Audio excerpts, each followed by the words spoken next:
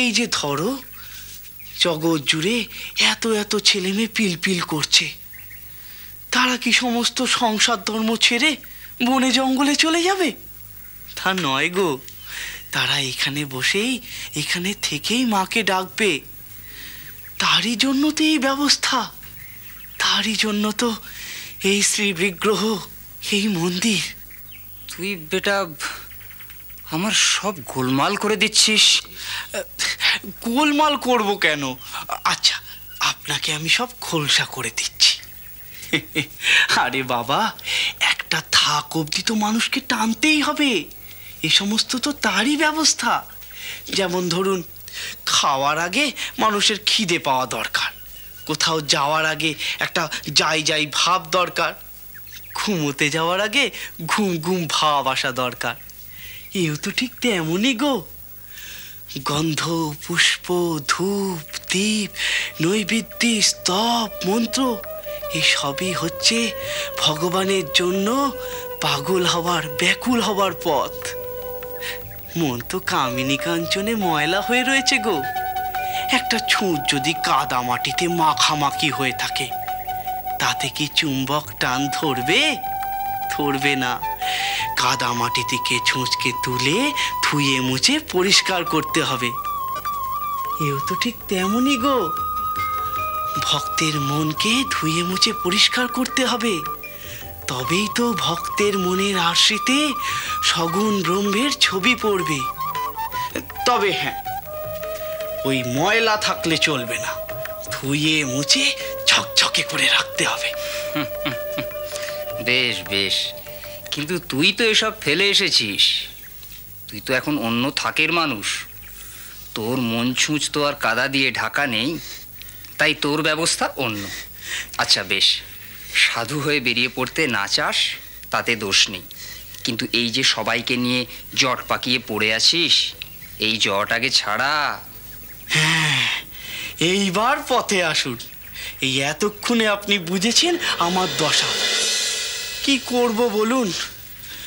ওরা আমাকে এই মন্দিরের আচার বিধি নিয়ম এর মধ্যেই আটকে রাখতে চায়। ওদের যত বলি, ওরে তোরা তোদের এই বৈধি নিয়মের মধ্যেই থাক, আমায় ছাড় না বাপু, আমাকে এই বেড়ার বাইরে বেরুতে দে। কে কার কথা শুনে? ওরা সেই আমায় নানা কৌশলে আটকে রাখার চেষ্টা করবে। কখনো বদ্যি ডাকবে, কখনো কোবরেজ ডাকবে, কখনো চোখ রাঙাবে, আবার কখনো ভালোবাসবে। এদের এক কথা জানেন তো, শুধু বলে মাকে পুজো করছো না কেন? ওরে বাবা, মাকে পুজো করার আমার লেটা চুকে গেছে অনেক দিন আগে। এখন আমার কঠিন সাধনার সময়। আয় আমার সঙ্গে আয়, ফাঁকায় চল, তোর দশা আমি ধরতে পেরেছি রে বেটা। হ্যাঁ বাবা, চলুন, তাই চলুন, আমাকে কঠিন সাধনার পথ দেখান। এমন পথে আমাকে চালু করে দিন, যে পথে চললে এই জগৎ সংসারের মায়া মোহ জানি আমার কাছে না ঘেঁষতে পারে। চলুন বাবা, চলুন, আমাকে নিয়ে চলুন। কোথায় যাচ্ছেন? দেখেছেন, এই এদের কথাই বলছিল। সারাক্ষণ আমায় জ্বালিয়ে মারছে। ওরা যেন পেয়াদা আর আমি যেন চোর, সারাক্ষণ তককে তককে থাকে, যাতে ওই ফাঁদ কেটে না বেরোতে পারি। ঠিকই তো, সেজন্য বলেছেন আপনার উপর কড়া নজর রাখতে। করার আলগা তা নিক করেছে। চলুন তো, চলুন। না, যাবেন না। এইসব সাধু বাবাদের পথ অনেক কঠিন, এরা শরীরকে নিগ্রহ দেন, এদের মতো পারবেন? আর শীতে নিজের চেহারাটা দেখেছেন, ঢুকছেন তো, এবার কিন্তু পড়বেন আর মরবেন। যদি মরি তোর ঘরে ভূত হয়ে পড়বো। চত্বর সব। চলুন চলুন চলুন।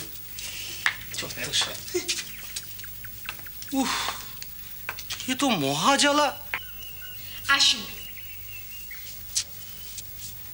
আসুন।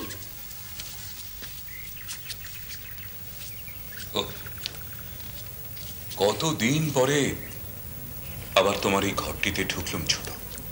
তাও ঢুকলে আমি টেনে আনলুম বলে। কেমন লাগছে বলো তো? কেমন জামাই বাবু? কি হলো? ছোট, আজ অনেকদিন পরে তোমার মুখে ওই জামাইবাবু ডাকটা শুনে আমার যে কি ভালো লাগলো তোমায় কি বলবো।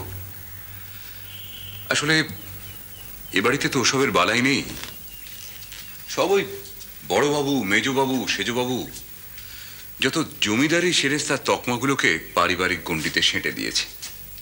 সে তো আপনারা নিজেরাই চালু করেছেন। এটা বোধহয় ঠিক বললে না ছোট, অন্তত আমি নিজে যে করিনি সে কথা তোমায় হলপ করে বলতে পারি। আর আমার মনে হয় না মথুরানাথ বা প্যারিমোহন এরাও কেউ কিছু করেছে বলে, কেননা রানী রাসমণির সীমানায় নতুন করে কারো কিছু চালু করার ক্ষমতা আগেও কোনোদিন ছিল না, এখনো নেই। হ্যাঁ, বলতে পারো আমরা সকলেই এই রেওয়াজটাকে মেনে নিয়েছি। অবশ্য মেনে না নিয়েও তো কোনো উপায় ছিল না, কেননা আমাদের বিয়েতে তো আর কন্যাদান হয়নি, হয়েছিল পুত্র গ্রহণ। অবশ্যই না, গ্রহণ বললেও ভুল বলা হয়, বলা উচিত অধিগ্রহণ। কি তাই না? ঠিকই তো। তা সে কথাটা ছাদনা তলায় বসার আগে মনে ছিল না বুঝি? ও জামাইবাবু, বলুন না কি বলছিলেন? কেমন লাগছে এতদিন পরে আমার ঘরে এসে? কেমন করে বলি বলো তো? এই ধরো একটা দেশ, আমরা সবাই সেই দেশের মানুষ, সেই একই দেশের বাতাসে আমরা শ্বাস নিই, সেই দেশে বয়ে চলা নদীর জলে আমরা জীবন ধারণ করি। হঠাৎই দেখলে একদিন সে দেশের মাঝখান দিয়ে একজন একটা পাঁচিল তুলে দিল, পাঁচিলের এক পাশে তুমি আটকে গেলে, আমরা সবাই দুভাগে ভাগ হয়ে গেলাম। মাথা তুলে পাঁচিলের ওপরের আকাশটুকু ছাড়া তুমি আর কিচ্ছু দেখতে পাচ্ছ না, অথচ দেখছো যে নদীর জলে ওদিককার মাছ স্বচ্ছন্দে খেলা করতে করতে চলে আসছে এদিকে। এদিকের আকাশে যত পাখি ছিল তারা যখন খুশি যেমন ভাবে খুশি ডানা মেলে উড়ে চলে যাচ্ছে ওপারে। তুমি কিন্তু যেতে পারছো না, তুমি আটকে পড়ে গেছো। তোমার কেমন লাগবে? কি বলছেন জামাইবাবু? কেন কেন এরকম হবে? কেন হবে তা তো বলতে পারবো না, কিন্তু এরকম হয়ে গেল। ওপারের মাঠে রাখাল ছেলে বাঁশি বাজাচ্ছে, তার সুর তুমি শুনতে পাচ্ছ, কিন্তু তাকে দেখতে পাওয়ার জোটই নেই। তোমার যে ছোটবেলার সই, তুমি বুঝতে পারছো তার বিয়ে হয়ে সে বাপের বাড়িতে এসেছে, বুঝতে পারছো তার বরকে আঁচড়ে বেঁধে সে আসতে চাইছে তোমার সঙ্গে দেখা করবে বলে, গল্প করবে বলে, কিন্তু তার ওপার থেকে তোমার কাছে এপারে আসার কোনো পথ নেই, তোমারও পথ নেই এপার থেকে ওপারে চলে যাওয়ার। না না না, খারাপ, খুব খারাপ। ওর পথ আমার আপনার পছন্দ না হলেও ও কিন্তু এই মন্দিরটিকে বেশ জমজমাট করে রেখেছে। হ্যাঁ, পাগলখানা করে তুলে।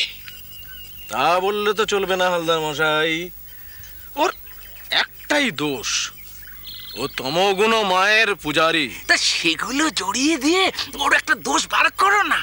এসব খুব মন দিয়ে করবি, উল্টো পাল্টা যদি করিস তাহলেই মরবি। 3টি পথে বাইরের বাতাস দিয়ে শরীরকে নাড়াচাড়া করা, রেচক, পুরক, কুম্ভক। শরীর থেকে বাতাস বাইরে বার করবি, বাইরের বাতাস টেনে আনবি, তারপর সেই বাতাস ধরে রাখবি। এই হচ্ছে গোটা ব্যাপারটা।